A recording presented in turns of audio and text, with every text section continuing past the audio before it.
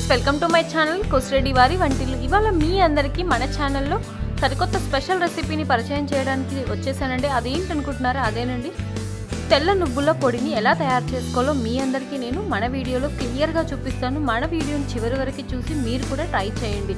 So దీన్నే ఇంగ్లీష్లో sesame powder అని కూడా అంటాం కదా. మనం ఏ వంటకంలోకైనా కానీ ఏదైనా పచ్చడి చేసుకోవాలన్నా, చట్నీ చేసుకోవాలన్నా కనుక నువ్వుల పొడి చేసుకుంటే చాలా హెల్త్కి మంచిదండి. అలాగే నువ్వులు లేడీస్కి ముఖ్యంగా నువ్వులు చాలా మంచిది హెల్త్కి. సో నేను మీకు ఆల్రెడీ నువ్వుల లడ్డూలు కూడా చేశాను.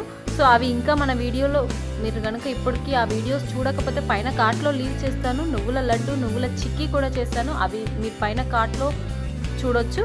సో ఇప్పుడు ఆలస్యం చేయకుండా మనం నువ్వుల పొడి తయారీ విధానం కూడా చూసేద్దాం. దీన్ని మనం ఏ కర్రీ చేసుకున్నా వేసుకుంటాం కదా, బెండకాయ ఫ్రై కానీ, ఫ్రైస్, కర్రీస్.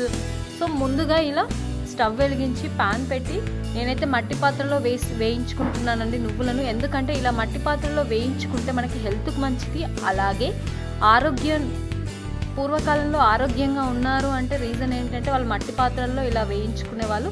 సో మనకు కావాల్సిన క్వాంటిటీలో ఇలా మనం నువ్వులు వేసి బాగా వేయించుకోవాలి. ఒక్కసారి హై ఫ్లేమ్లో పెట్టి మట్టి పాత్ర బాగా వేడి అయిన తర్వాత ఇప్పుడు లో ఫ్లేమ్లో పెట్టి వేయించుకున్నా సరిపోతుంది. సో లో ఫ్లేమ్లో పెడితే ఏంటి అంటే నువ్వులు బాగా వేగుతాయి. సో నువ్వులు ఇలా కలర్ చేంజ్ అయ్యేంత వరకు వేయించుకుంటే మనకు పౌడర్ అనేది ఎక్కువ రోజులు నిల్వ ఉంటుంది. అలాగే టేస్ట్ కూడా చాలా బాగుంటుంది. సో పచ్చిదనం స్మెల్ అలా లేకుండా చాలా బాగుంటుంది. అలాగే నెల రోజులు ఖచ్చితంగా నిల్వ ఉంటుందండి ఇలా నువ్వుల పొడి కనుక మీరు తయారు చేసుకుంటే.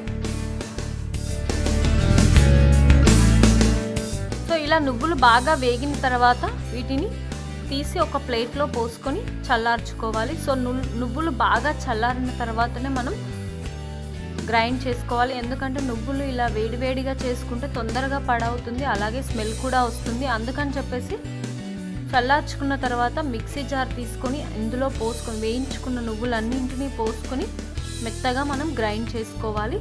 సో మీకు మెత్తగా అంటే మరీ మెత్తగా అవసరం లేదు, నార్మల్గా చేసుకున్నా బాగుంటుంది. సో అది మీ ఆప్షన్.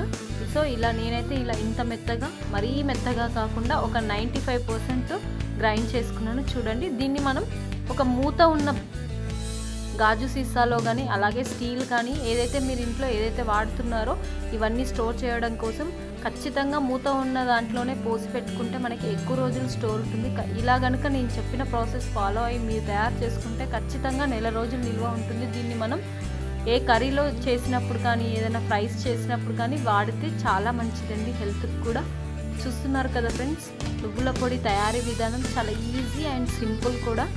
కొంచెం ఓపిక చేసుకొని ఇలా తయారు చేసి పెట్టుకుంటే ఒక నెల రోజులు నిల్వ ఉంటుంది. అన్ని కూరగాయల్లో మనం వేసుకొని వాడితే టేస్ట్ కూడా అదిరిపోతుంది. మీరు ఖచ్చితంగా వంటల్లో కూడా నువ్వుల పొడి వాడితే హెల్త్కి చాలా మంచిది. ఈ తెల్ల నువ్వుల వల్ల మనకు ఐరన్ కూడా వస్తుంది కదా. సో అందుకని చెప్పేసి నేనైతే వాడుతున్నాను, మీరు కూడా తయారు చేసుకొని వాడుకోండి. అలాగే నా వీడియో కనుక మీకు నచ్చినట్టయితే లైక్ అండ్ షేర్ చేసి సబ్స్క్రైబ్ చేసుకొని పక్కన ఉన్న గంట సింబల్ని కూడా కొట్టేసేయండి. Stay home, stay safe. Thank you.